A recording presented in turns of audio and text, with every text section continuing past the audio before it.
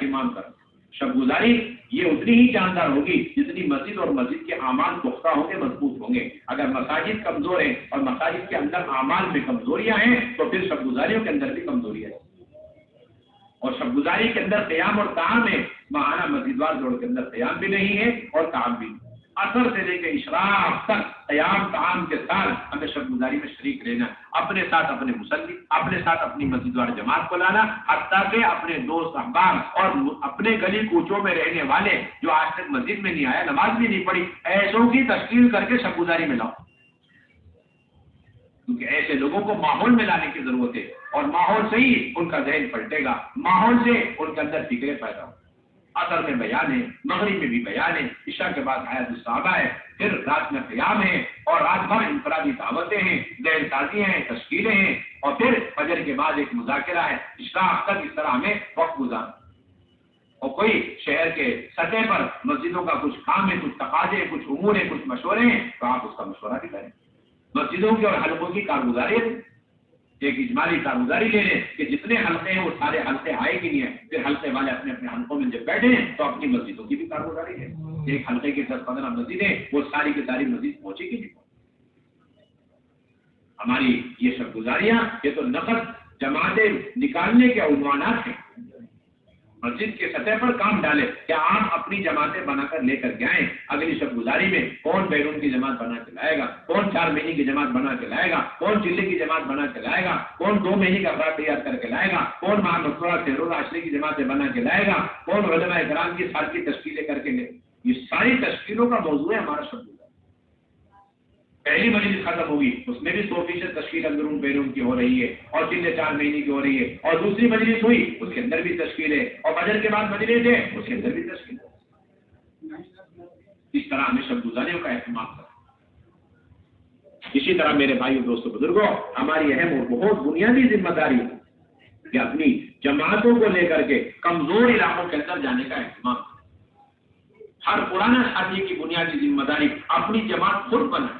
چاہے روزہ کی جماعت ہو یا چلے 4 مہینے کی جماعت ہو، ہر پرانا ساتھی جو جماعت کو لے کے چل سکتا ہو ایسا ساتھی محنت کر کے، دعوت دے کے، تشکیل کر کے، وصولی کر کے اپنی جماعت خود مکمل کرے. جب تک اس وقت پر کام نہیں آئے گا اس وقت تک میرے بھائی دوستوں بزرگوں پوری دعوت پوری امت تک پہنچ نہیں سکتی. امت کے ہر طبقے تک اللہ کا پیغام پہنچ نہیں سکتی. اتنا بڑا طبقہ جہنم کی طرف چلا جا رہا ہے اور بے دینی کی طرف، بے دینی کے سیلاب میں بہتا جا رہا ہے. ہماری بہت بنیادی ذمہ داری. یہ نہیں کہ سارے پرانے اکٹھے ہو کر کے جا رہے تھے روزہ میں، سارے پرانے اکٹھے ہو کر کے جا رہے چلے میں، اور اب تو مستورات میں بھی سارے اکٹھے ہو کر کے جا رہے پرانے ساتھی. نہیں کوئی گنجائش نہیں. ایک جماعت میں صرف ایک ساتھی جو جماعت کو لے کر چل سکتا ہو وہ اس کے اندر ہے. یہ اللہ کے نبی صلی اللہ علیہ وسلم کی سنت تھی. خلفائے راشدین کا معمول تھا کہ وہ ہمیشہ نئے اور پرانوں کی ترتیب بنا کر کے اللہ کے راستے میں بھیجا کرتے تھے.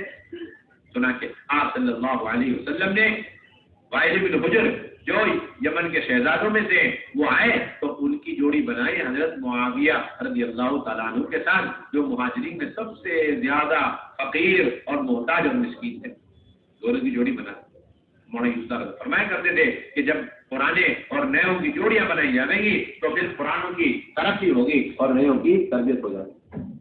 پرانوں کی ترقی اور نیوں کی تربیت ہو جائے گی. آپ صلی اللہ علیہ وسلم نے ایک جماعت بنائی. اس جماعت کے اندر حضرت ابو بکر رضی اللہ تعالیٰ عنہ، عمر فاروق بھی ہیں اور ان کے ساتھ ساتھ عامر ربیل کو بھی لگا دیا. عامر ربیل کہتے ہیں اس ڈاکو کو جو تنے تنا پورے قافلے کو لوٹ لے. کتنا خطرناک ڈاکو بتائیے آپ. کیوں؟ تاکہ یہ قرآنوں کے ساتھ جاوے گا تو اس کے اندر ساری اچھائیاں خوبیاں اس کے اندر پیدا ہوں، اس کے اندر کی ساری خرابیاں دور ہو جائیں. چنانچہ وہ اس ایک سفر کے اندر اتنا متاثر ہوا کہ اس کی پوری زندگی پلٹ گئی. اس نے کہا ابو بکر آپ کو میں نے اپنا دوست بنا لیا ہے اور میں ہمیشہ آپ سے مشورہ کر کے چلتا رہوں گا. اب ہم بچھڑنے والے ہیں، آپ مجھے کچھ نصیحت کر دیں. تو اس پر ابو بکر رضی اللہ عنہ فرمایا کہ تم 5 اونگلیاں گن سکتے ہو، شمار کر سکتے ہو؟ کہ ہاں جی ہاں. تو کہنے کے لوگ گنو. پہلا ہے کہ اللہ کی اس بات کی گواہی جو اللہ کے سوا کوئی معبود نہیں، محمد صلی اللہ علیہ وسلم اللہ کے رسول کے بندے. اور دوسری نصیحت یہ ہے کہ تم نمازیں قائم رکھو. تیسری نصیحت یہ ہے کہ زکات ادا کرو. چوتھی نصیحت یہ ہے کہ روزے رکھو. 5ویں نصیحت ہے کہ حج کرو. اور آپ نے اسی لیے حضرت اکثر رضی اللہ تعالیٰ عنہ کو حکم دیا کہ تم اجنبی لوگوں کے ساتھ اللہ کے راستے میں نکلا کرو تاکہ تمہارے اخلاق اچھے ہو. جتنا اجنبی آدمیوں کے ساتھ نکل کر ان کی خدمت کرے گا اور ان کی اصولوں کو برداشت کرے گا اتنے اس کے اخلاق اچھے ہوتے چلے. یہ بہت بنیادی سنت.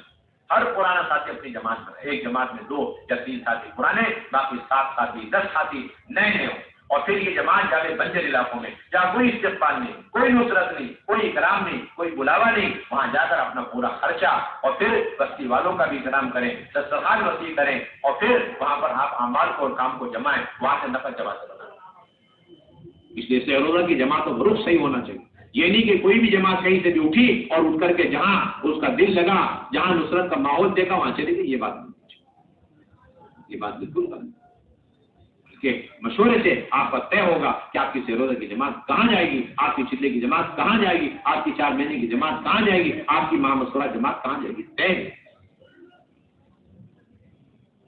سب سے سخت علاقوں کے لیے بھی اللہ کے نبی صلی اللہ علیہ وسلم صحابہ کو روانہ فرمایا کرتے تھے. اور جب دیکھتے تھے کہ اگر مدینے میں ان کو رخ بتا دیا جائے گا تو اس رخ پہ نہیں جائیں گے تو آپ یہ طریقہ اختیار کرتے تھے کہ امیر طے کرتے تھے، جماعت ساتھ میں بنا دیا کرتے تھے اور ان کا رخ ایک پرچے میں لکھ کر امیر صاحب کے حوالے کر کے یہ فرماتے تھے تم اس رخ پر مدینے سے نکل کر چلتے رہو چلتے رہو چلتے رہو. جب چلتے چلتے 3 دن سفر ہو جائے تو پھر ایک جگہ پڑاؤ کرنا، پھر پرچی کھول کے دیکھنا اس کے اندر رخ لکھا ہوا ہوگا. پھر ساتھیوں کو بتلانا کہ دیکھو یہ رخ اللہ کے نبی نے ہمیں دیا ہے، اب بتاؤ کون دیا ہے. کیونکہ مدینے کے ماحول میں اگر وہ رخ بتا دیا جائے گا تو پھر اپنے ماحول کی کمزوری کی وجہ سے اس رخ پر جانے کے لیے تو دیا ہے. ایسے اللہ کے نبی چن چن کے بنجر علاقوں میں جماعتیں روانہ کرتے. یہ اصل سنت. یہ نہیں کہ استقبال والے ماحول میں ساری جماعتیں پہنچ. بنجر علاقے دیکھیں ارتجاج کا ماحول ہے. ایسے گاؤں دیہات آپ دیکھیں گے ان کو سرخیوں میں لکھے رکھے اپنے رجسٹر میں کہ جہاں پر مسجد ہی نہیں لیکن مسلمان ہیں. آپ تلاش کریں، 1 گھر ہے، 2 گھر ہے، 3 گھر ہے، آپ اسے تلاش کریں اور اپنی سہروزہ کی جماعت لے کر کے وہاں پہنچیں. 2 دن لگا دیں، 3 دن پورا وہاں پر لگا دیں. ان کے گھروں میں قیام کریں. گھر میں گنجائش نہیں تو گھر کے باہر آنگن میں دالان میں آپ قیام کریں. سب کچھ آپ اپنا برداشت کریں تاکہ ان اللہ کے بندوں بندی تک اللہ کا پیغام پہنچے. اللہ کے نبی کے اہم ترین سنت. اور پھر اہتمام سے کارگزاری ہو. قلعے کی جماعتیں جاوے، سہروزہ کی جماعتیں جاوے، مردانہ جماعتوں مستورات کی جماعتیں ہو. مسجد کی سطح پر اس کی روانگی ہے اور واپسی پر مسجد کی سطح پر اس کی کارگزاری سنت. اللہ کے نبی صلی اللہ علیہ وسلم اور خلفائے راشدین کا یہ معمول تھا. ایک بھر بھی چلا گیا اور تھوڑے سے تقاضے کے لیے بھی چلا گیا تو واپسی پر اس کا اہتمام سے کارگزاری. اور پھر بنجر بستیوں میں اگر جماعت آپ کی جاری ہے تو مضبوط جماعتیں ڈالیں اور تسلسل کے ساتھ جماعتیں ڈالیں. جب تک وہاں کام زندہ نہ ہو جائے اس وقت تک دوسرے رخ پر آپ جماعت بھیج سکتے. اور پھر میرے بھائی دوستوں بزرگوں، ہر پرانے ساتھی کی ذمہ داری کہ نظام الدین 2 مہینے کا سلسلہ قائم. یہاں پر آنا یہ فکروں کے بڑھنے کا ذریعہ، یہاں پر آنا پورے عالم کے کام کے تقاضوں کو سمجھنا اور پھر اس پر اپنی جان مال صلاحیتوں کو لگانے کا بنیادی ذریعہ ہوتا ہے. عالمی فکریں اور عالمی تقاضے اپنے اندر پیدا کرنے کا بنیادی سبب ہے. یہ 2 مہینے تو بہت ابتدائی لوگوں کے لیے ہیں. 2 مہینے کس کے لیے؟ بہت ابتدائی لوگوں کے لیے.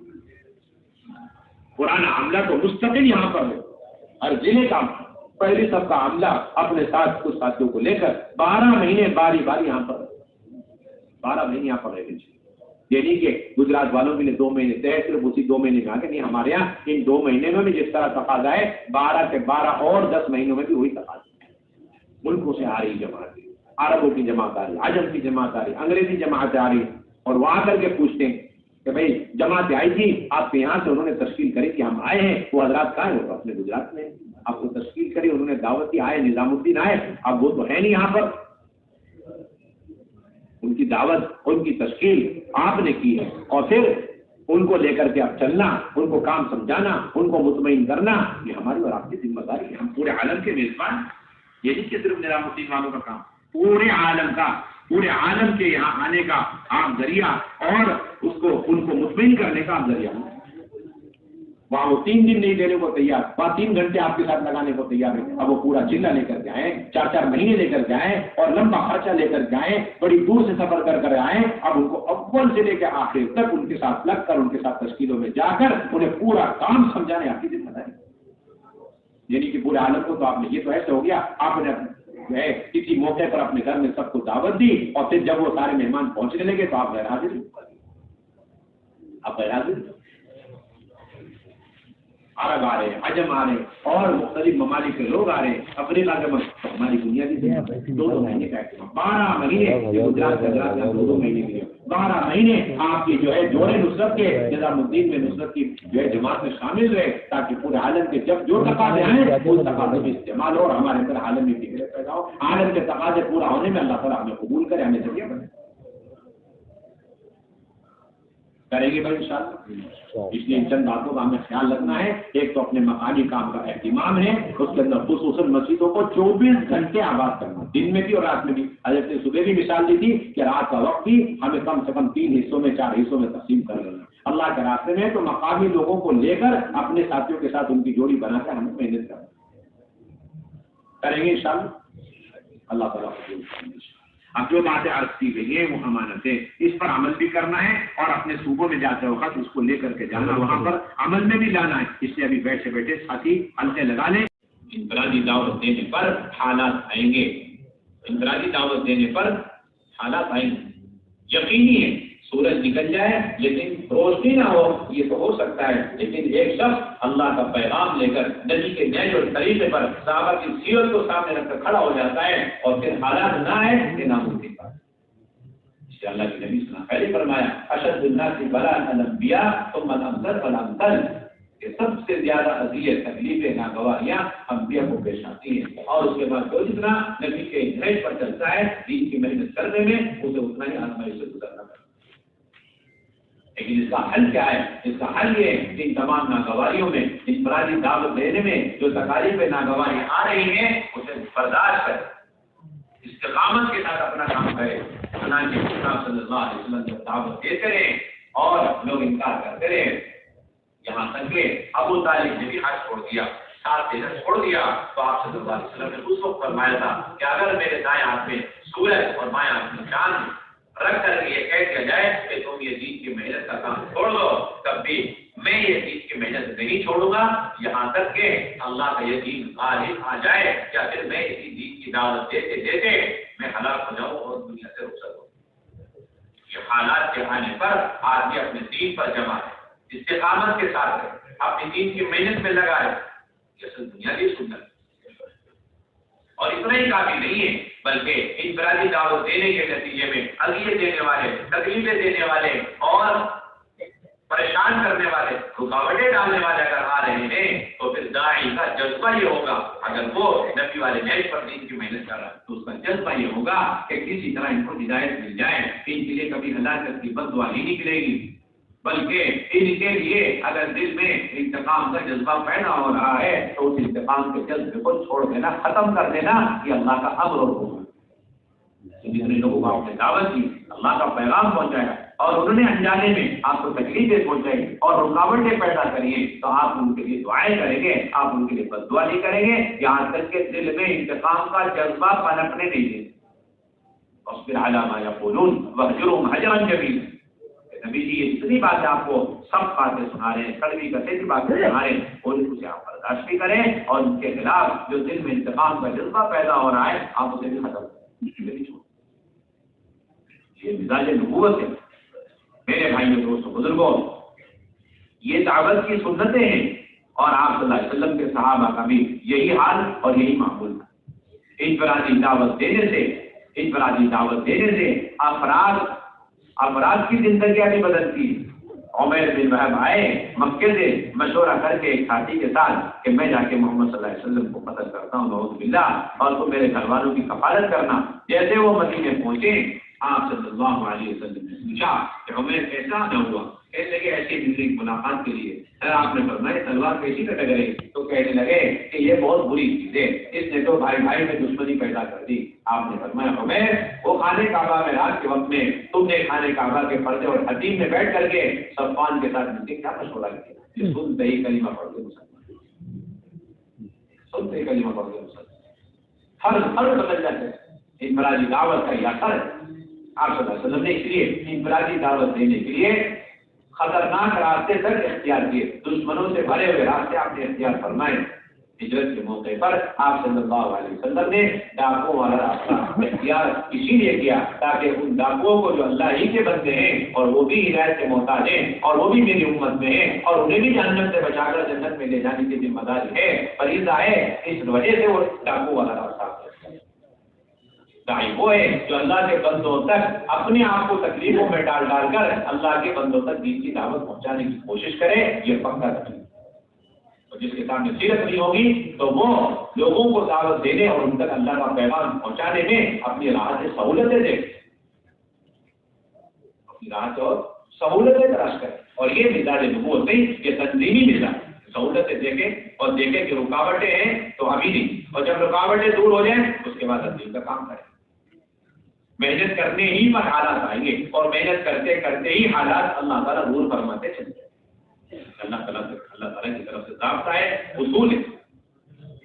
اس لیے میرے بھائیوں دوستوں بزرگوں، پہلی اور اہم ترین سنت انفرادی دعوت، صبح شام دن رات ایک ایک فرد کو جا کے دعوت دینا، دو دو کو دعوت دینا، تین تین کو دعوت دینا۔ آپ صلی اللہ علیہ وسلم کو پتہ چلا کہ کفار مکے میں حرم شریف میں بیٹھے ہوئے اور انہوں نے آدمی بھیج کر حضور صلی اللہ علیہ وسلم کو بلایا۔ آپ یہ سوچ کر سمجھ کر خوشی سے ان کے پاس چلے گئے، شاید ان کی اب رائے بن گئی دین اسلام قبول کرنے کے لیے۔ جیسے وہاں پہنچے انہوں نے پھر وہی بات دہرائی کہ محمد صلی اللہ علیہ وسلم آپ ہمارے بابودان باطل کو برا بلا کہتے رہے، آپ ہمارے بڑے بوڑھے جو بزرگ گزر چکے ہیں ان کو احمق اور بیوقوف کہتے ہیں بت پرستی کی وجہ سے، آپ یہ چیزیں چھوڑ دیجیے گا تو ہم آپ کی بات مانیں گے۔ حضور نے فرمایا کہ یہ مزاج ہوتا ہے، جب دعوت کی محنت شروع ہوتی ہے تو لوگ اپنے مطالبے لے کر کے کہ آپ ہمارا کھلا مطالبہ دور کیجیے، آپ ہمارا کھلا مطالبہ پورا کیجیے، آپ نے فرمایا کہ یہ تو ہونی چاہیے۔ تو انہوں نے کہا ٹھیک ہے، آپ ہمارا ایک تقاضا ہے چھوٹا سا اسے پورا کر دیجیے، اپنے رب سے کہہ کر کے، وہ یہ آپ اپنے رب سے کہیے گا جس کی آپ ہمیں دعوت دے رہے، اس رب سے یہ کہیے گا کہ وہ ان مکے کے سارے پہاڑوں کو روئی کے گال بنا کر یہاں سے اڑا دے اور ہٹا دے، تاکہ ہماری یہ جو زندگی ان پہاڑوں کی وجہ سے تنگ ہو رہی ہے وہ کشادہ ہو۔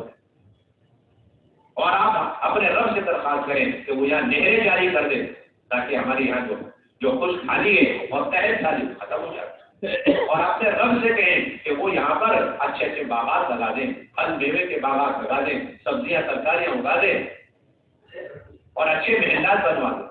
اللہ کے نبی فرمایا کہ میں ان مطالبوں کو پورا کرنے کے لیے دنیا میں مبعوث نہیں ہوا، یہ میرے بعثت کے مقاصد میں نہیں ہے کہ تم جو ڈیمانڈ کرو جو مطالبے کرو وہ پورا کرو، یہ میرے کام کا ہے نہیں حصہ ہے۔ تو کہنے لگے ٹھیک اچھی بات ہے، آپ اپنے رب سے اپنے کچھ تقاضے پورے کروا کے ہمیں دکھائیں تو ہم آپ کے رب کو مانیں۔ وہ کیا ہے؟ آپ اپنے رب سے کہیں کہ وہ آپ کے لیے اچھے نہر اور باغات لگا دیں، اچھے محلات بنا کر کے دے۔ اللہ کے گھر میں اس لیے بھی نہیں آیا۔ انہوں نے کہا اگر ایسی بات ہے ہم آپ کی بات نہیں مانتے، آپ ہمارے ڈیمانڈ پورے کریں، ہمارے مطالبے پورے کریے۔ وہ اٹھ کے جانے لگے، اللہ کے نبی بھی اٹھنے لگے تو اللہ کے نبی صلی اللہ علیہ وسلم کے پھوپھی زاد بھائی نے کھڑے ہو کر کہا کہ میرا ایک چھوٹا سا تقاضا ہے، مطالبہ ہے، اگر وہ مطالبہ آپ پورا کر دیں تو میں ایمان لے آؤں گا۔ حضور نے شوق سے پوچھا تمہارا کیا مسئلہ ہے، بتاؤ کیا تقاضا ہے؟ تو پہلے میں چھوٹا سا مطالبہ ہے، آپ اپنے رب سے درخواست کریں، اپنے اللہ سے درخواست کریں کہ وہ آپ کے لیے لینے کا انتظام کریں، زمین سے لے کے آسمان تک ایک دن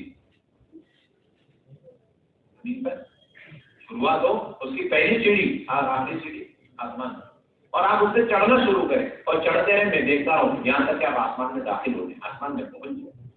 پھر آپ جب وہاں سے واپس آنے لگے تو آپ کے ساتھ دو چیزیں لازمی ہونی چاہیے، ایک کھلی ہوئی کتاب آپ لے کر اور دوسرے 4 فرشتے آپ کے ساتھ اتر رہے ہوں اور وہ آ کر کے آپ کی رسالت کی گواہی دے کہ ہاں آپ نبی برحق ہیں۔ اگر آپ نے یہ مطالبہ میرا پورا کر دیا تو میں آپ کو نبی مانوں۔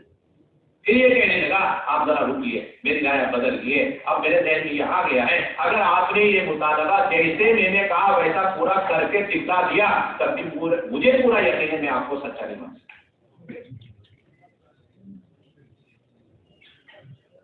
سید اور عناد کی یہ شکلیں ہوتی ہیں۔ مطالبے پورا ہونے کے بعد آپ سمجھ رہے ہوں گے کہ کسی کا کچھ مطالبہ چھوٹا بڑا دنیا میں اخروی کسی طرح پورا کر لیتے ہیں، مطالبے کی بنیاد پر دعوت کی محنت نہیں چلتی۔ یہ مزاج کفار ہے، یہ مزاج المنافقین ہے۔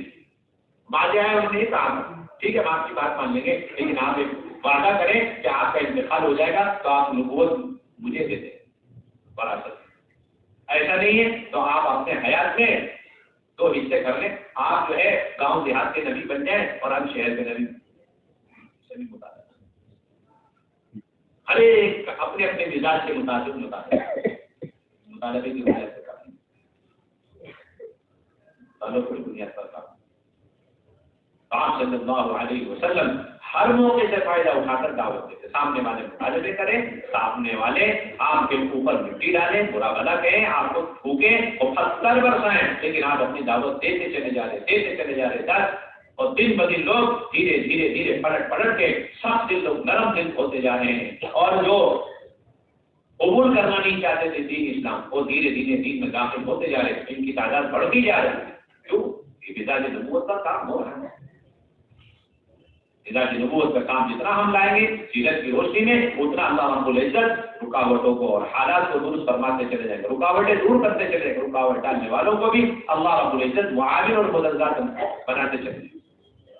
سب سے پہلی بنیادی اس کی ہر ایک کی بنیادی ذمہ داری, ہر ایک اپنی ذات سے یہ طے کرے کہ میں آج سے انشاءاللہ اللہ کے بندوں تک ایک کے پاس جا کے دین کی دعوت دوں گا, اور اس کے لیے جو تکلیفیں ناگواریاں آئے میں اسے برداشت کروں گا. اور انفرادی دعوت دینے کے لیے مزید شرط ہے. انفرادی دعوت دینے کے لیے کیا شرط ہے؟ مزید شرط ہے. مشوروں کے لیے مزید شرط نہیں ہے, ملاقاتوں کے لیے مزید شرط نہیں ہے, آبادی کا عمل کرنے کے لیے مزید شرط نہیں. آپ جائیں ملک کے ملک آپ کو ایسے مل جائیں گے. آبادی کی مسجد نہیں ہے, آبادی کی محنت ہو رہی ہے. گاؤں اور ایک بیوت گھروں کے اندر آپ حرمین شریف میں چلے جائیں, تشریف لے جائیں, اور سارا کام ہوتا ہے. اور آج تک ہوتا ہے. مکی ترقی پر کام ہوتا ہے. 2 آدمیوں کی ملاقاتوں کی طرف. کس کی طرف؟ 2 آدمیوں کی ملاقات. جو کہ حضور کے زمانے میں جب سخت حالات تھے مکہ مکرمہ میں, تو 2 ہی آدمی جا رہے, ایک رہبر ہے اور ایک ساتھی جا رہا. علی جا رہا ہے, حضور غفاری جا رہا ہے. 2 آدمی کی جوڑی ملاقاتوں کی طرف. ہمیشہ سنت, ہمیشہ مکی مدنی ترکیب کا کام قیامت تک چلتے ہیں. اور یہ سوچ غلط ہے پہلے مسجد ملے اور حالات درست ہو تو پھر ہم کام کریں گے. نہیں, محنت پہلے ہے اور ماحول کا بننا بعد میں ہے. اس کے نتیجے میں ایک چھوٹا سا اثر یہ ہوتا ہے کہ مسجدیں بھی وجود میں آ جاتی ہیں. اصل ترتیب پہلے محنت اور اس کے بعد ماحول بدلے گی, لوگوں کے ذہن بدلیں گے, فکریں بدلیں گی, سوچ بدلیں گی, اور دعوت اور جذبہ بنے گا. اس کے نتیجے میں مساجد وجود میں.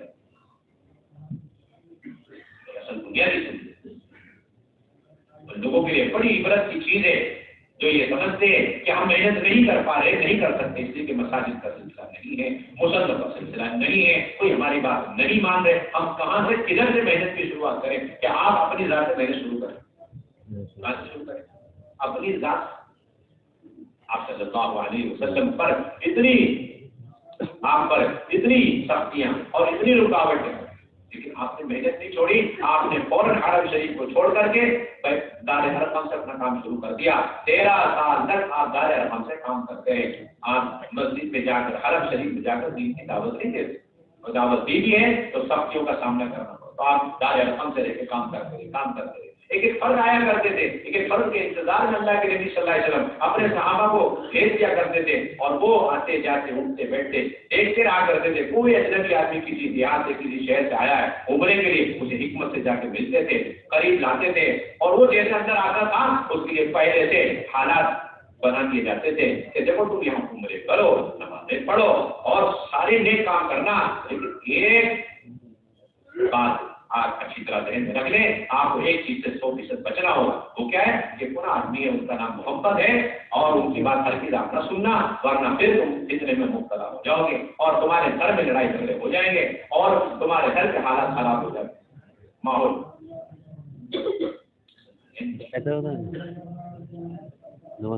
جتنی ان کی طرف سے شدتیں اور مخالفتیں پیدا ہوتی چلی گئی, اللہ کے نبی اور حضرات صحابہ محنت کرتے رہے. اللہ تبارک و تعالیٰ نے سنت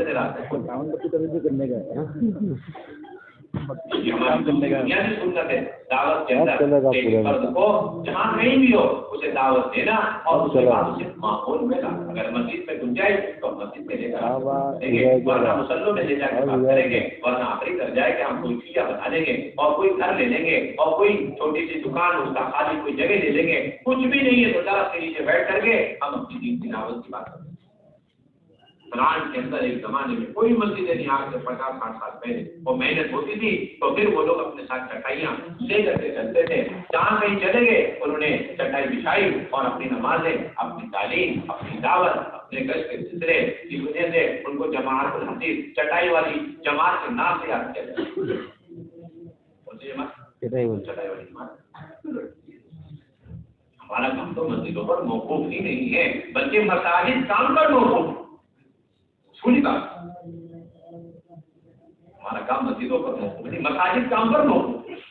ہمارا کام مدارس پر موقوف نہیں، مدارس کام پر موقوف۔ آپ محنت کریں گے دین کی طرف پیدا ہوگی، علم کا شوق پیدا ہوگا تو اس کے ذریعے سے علماء تیار ہوں گے، اور جیسے آگے بڑھیں گے مدارس اور مکاتب کی شکلیں وجود